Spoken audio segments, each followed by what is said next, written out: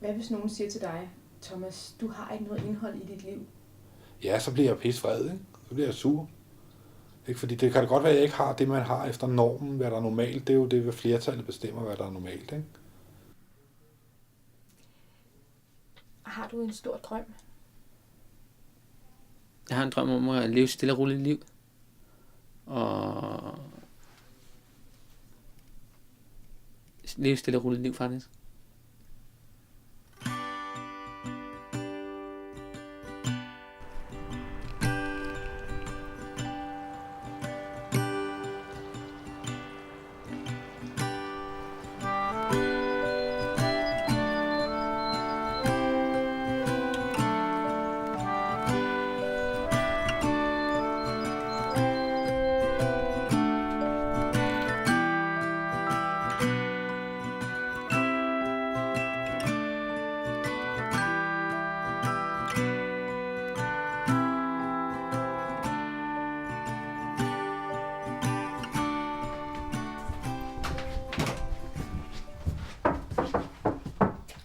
Godmorgen, Martin. Godmorgen, Bulli. Godmorgen, du skal op. Det er fredag. Ja. Weekenden står for døren. Ja. Okay, er du frisk? Ja. Har du sovet godt? Ja. Ja, siger du bare til det hele. Kommer du op? Ja. Godt, min ven. Okay.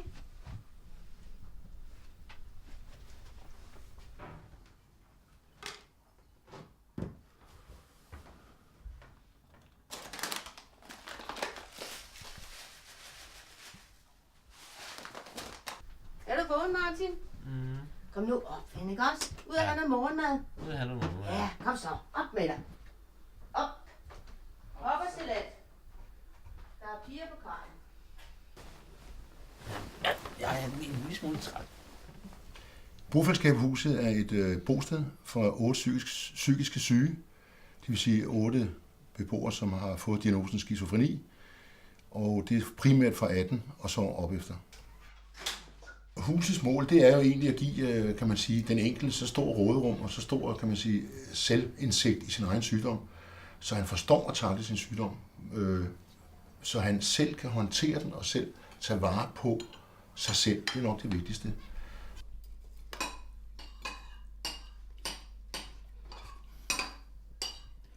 Jeg bor i huset, hvor vi er Rosa, Daniel, Flemming og mig. Og så bor der nogen ude i nogle lejligheder, udslusningslejligheder, og der bor Jakob og Lisbeth og Thomas. Daniel, han er en rigtig entertainer. Altså han kan godt lide at lave lyde, og han kan lide at spille på guitar, og han er meget kunstnerisk. Hej så. Hej. Så er der Lisbeth. Hun kan godt lide at købe tøj. Ja, det kan hun. Og så kan hun godt lide at ryge, og hun er utrolig livsglad. Så er der Flemming. Han kan godt lide at spille PlayStation og tage på turen på sin knallert. Så er der Jakob. Han er husets simpelthen sportsfreak. Det vil sige, at han kan virkelig godt lide sport.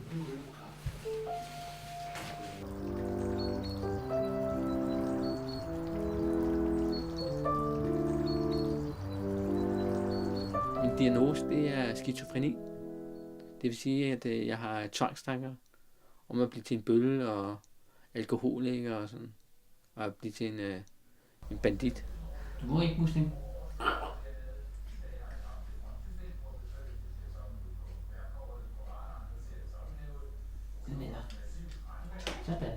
Det at have angst, det sætter sig i hele kroppen, ikke også?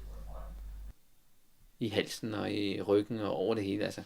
Man kan virkelig mærke, at man har angst. Men angsten, den forsvinder igen. Så nogle af de muligheder, man har, det er, at man kan tælle baglæns til 100. Man kan høre musik, gå ned til Flemming, gå ind til Daniel. Bare prøve at tage det stille og roligt, ikke også?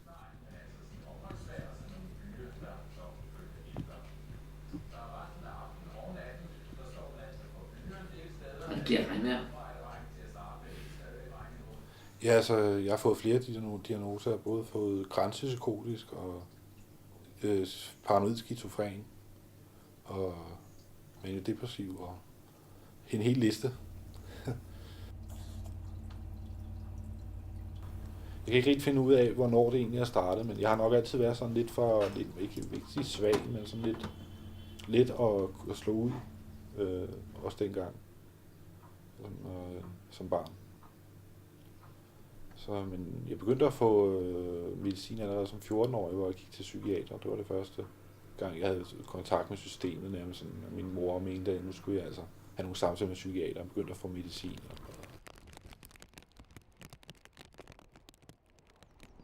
Da min bror har fortalt, at han opdagede, at jeg var syg, fordi jeg en dag havde været nede og spille fodbold.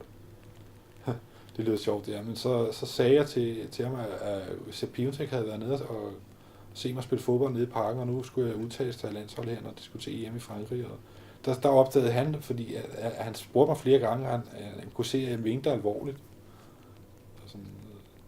Så det er nærmest den respons, man får, hvor man selv tror på, at der er et eller andet. Og så alle siger, at det passer ikke det der, så kan det være, at de har ret. Hvad er det nu, der sker op i hovedet? Hvorfor tænker jeg nu sådan? Og det,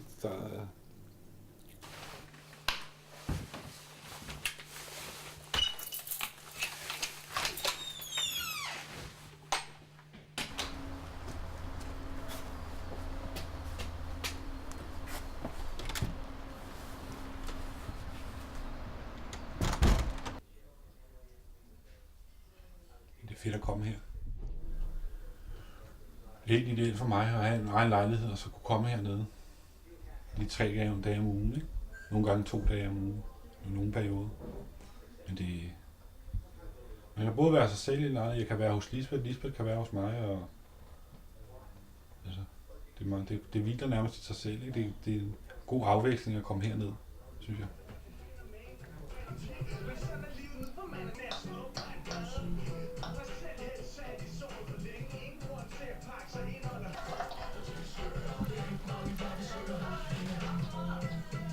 Inden jeg blev indlagt på psykiatrisk sygehus, der studerede jeg til bygningskonstruktør.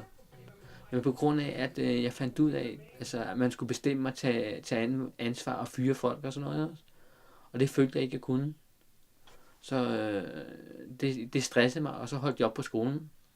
Så arbejdede jeg så i Bauhaus i Glostrup, og der arbejdede jeg 60 timer om ugen. Så jeg fik simpelthen så meget stress og angst, så jeg blev indlagt på psykiatrisk sygehus. Så jeg havde en opsparing, som jeg måske kunne bruge til at købe et sommerhus for. Men dem, som arbejdede på sygehuset, de sagde, at de ville hellere have mig i et bofællesskab. Så de henvendte sig til Preben, og så var han til møde op på sygehuset, og så skulle han lige finde ud af, om jeg kunne passe ind i det her, ikke også? Og så flyttede jeg hertil. Der er bivirkninger ved medicinen, det er, at jeg savler meget og tisser i bukserne nogle gange. Og at jeg sover utrolig meget. Altså, det vil sige, jeg sover længere end andre personer. Måske, hvis jeg går i seng ved 10-tiden, så står jeg op ved 10-tiden om morgenen. Hvad synes du, det værste er ved at lide af en psykisk sygdom? Det er nok, at man er nødt til at tage medicin. Der er så accepteret. Det er også de tanker, man kan have indimellem, som er helt virkelighedsfjerne. Jeg kunne godt selv tænke mig, at jeg var stærkere og mere robust, og kunne tåle mere modgang, end jeg har kunnet. Ikke? Og jeg ikke digtet op i hovedet og få flyvske tanker og virkelighedsfjerne. Det der virkelighedsfjerne, det er ikke særlig sjovt. Altså. Det altså. Paranoia er også frygteligt. Det er frygteligt at have.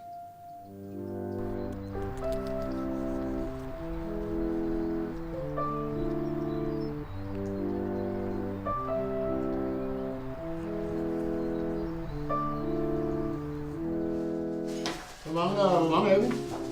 Thomas.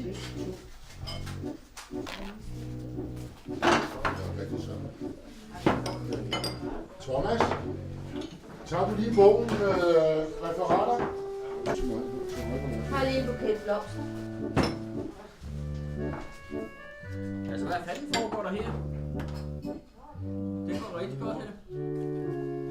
det der med at have brug for hjælp fra andre, det er svært. Da jeg blev indlagt på psykiatrisk sygehus, der tænkte jeg vil ikke være afhængig af andre mennesker. Ja? Men jeg blev bedre til at takle det, og ved, at dem, som er ansat her i huset, at de vil gøre det bedste for en. Og derfor har jeg brug for den der kontakt og hjælp. Jeg har brug for hjælpen, og jeg har indset, at jeg har brug for hjælpen i meget lang tid. Ikke også? Jamen, så skal vi over på skib til LaLandia. Det skal vi lige snakke lidt om. Den er sådan, det er den sædvanlige tur. Så skal vi diskutere omkring, hvad den skal koste. I stedet for at lade det koste 300 denne gang, så vil jeg foreslå at lade det ryge op på 400. Så dækker det måske det hele ind. Er der nogen andre, der har forslag til aktiviteter nu her? I kan godt komme med forslag også. Og så kan jeg bestille det. Jo, der er gasolin. Ja. Yes, den er jeg med på. Hvor mange vil du se gasolin? Det vil jeg ikke. Jeg vil godt. Jamen, så det er faktisk alle, der gerne Det vil vil med. du også, ikke? Jo, godt nok. Altid. Jeg vil nok stadigvæk ikke kunne bruge for mig selv. Jeg har brug for det sikkerhedsnet, der er i huset, og altså, de venlige mennesker, ikke? Og sådan. Den støtte, der alligevel er, ikke? Man er aldrig alene. Hvis man har et problem, så er der nogen at snakke med. Tak for det. 2 seje tøser. Ja. I starten, da jeg boede i Bofiskab, der ringede min far hele tiden og ville have, nu skulle jeg altså i gang med en masse ting, og nu må der se at sætte ham i gang med noget, og nu, og han er altså 21, og skal han ikke i uddannelse, skal han ikke det og det, og han ville have et forældremøde med uden mig, som voksen mand, med Preben og Lene, og sådan noget. Man kan godt blive behandlet lidt som et barn, altså, synes jeg.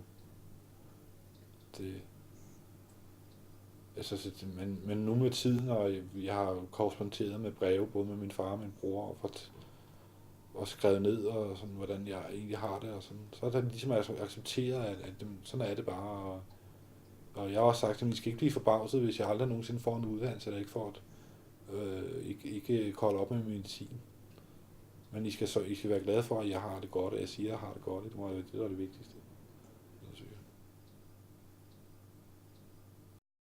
Vi går. Kan I have det godt? Ha' det godt alle sammen. Vi ses.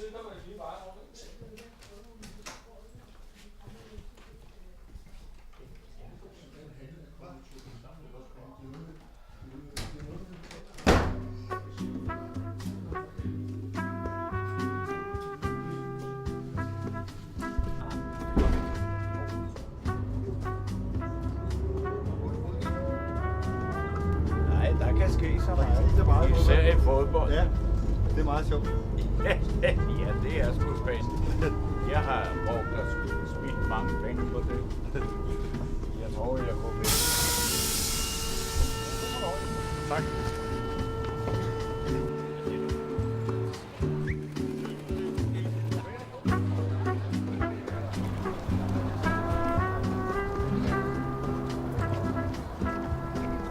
Og så skal vi ind herover.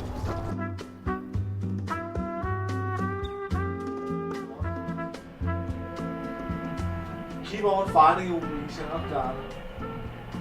Jeg kan se Martin og Jacob deroppe. De sidder deroppe.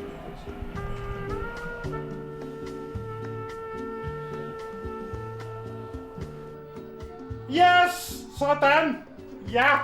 1-0. Yes! Jeg følger meget sport, det går jeg meget op i, det giver mig en stor glæde. Det giver mig en stor glæde, at Lisbeth har det godt. At hun er også psykisk syg, men at hun har det godt, ikke? Og, alle mine kære har det godt. Elsker du mig stadigvæk? Selvfølgelig gør jeg det. Jeg blev forlovet for nogle år siden nede på en ferie. Men så har vi ikke været tilfredse med ringene, og det viste sig at være Tim, det jeg fik. Så de snyder os lidt. Men Nu får vi nogle skal vi have de rigtige flotte ringe, uger. som vi er tilfredse med. Og Ja, glæder mig til at gå som en symbol med dig, og der står i min lige elskede måde. Lisbeth. I lige måde.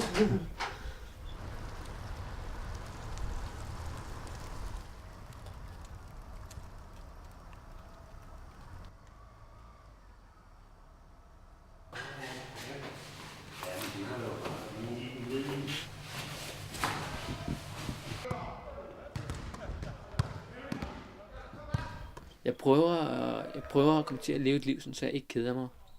Det vil sige, gå ture, tegne. Jeg kan godt lide at tegne og male. Se fjernsyn og se fodbold. Lave mad. Ja, tag du bare sige. Scheisse, mand. Lægning dog. Ja, det er lidt mere at have et solidt gulv, men den overlevede. Kan vi have noget imod det? Hvis jeg ikke var psykisk syg, så ville min drømme se ud noget i stil med, at jeg arbejdede som tømrer. Og måske havde en hund, stiftede familie, fik børn. Men på grund af, at jeg er psykisk syg, så har jeg valgt fra, at jeg ikke kan få børn.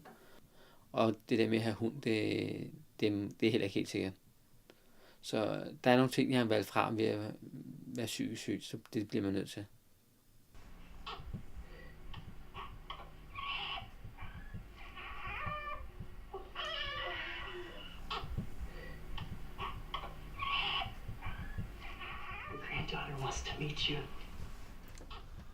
Vi skal ud og spise og køre i taxa. Preben, han blev 60 år, så har han givet os til en tur ud og spise. Jeg kan ikke huske, hvor det er henne. Det er inde i byen, et eller andet sted.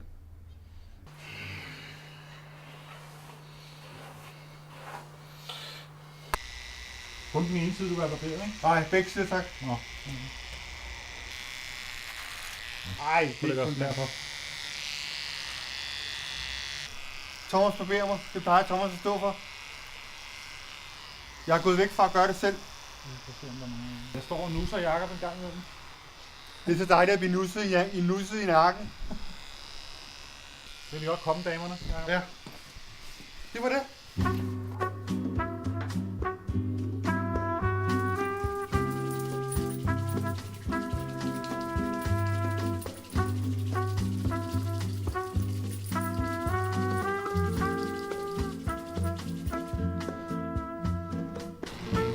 Løben er at slippe af med det her.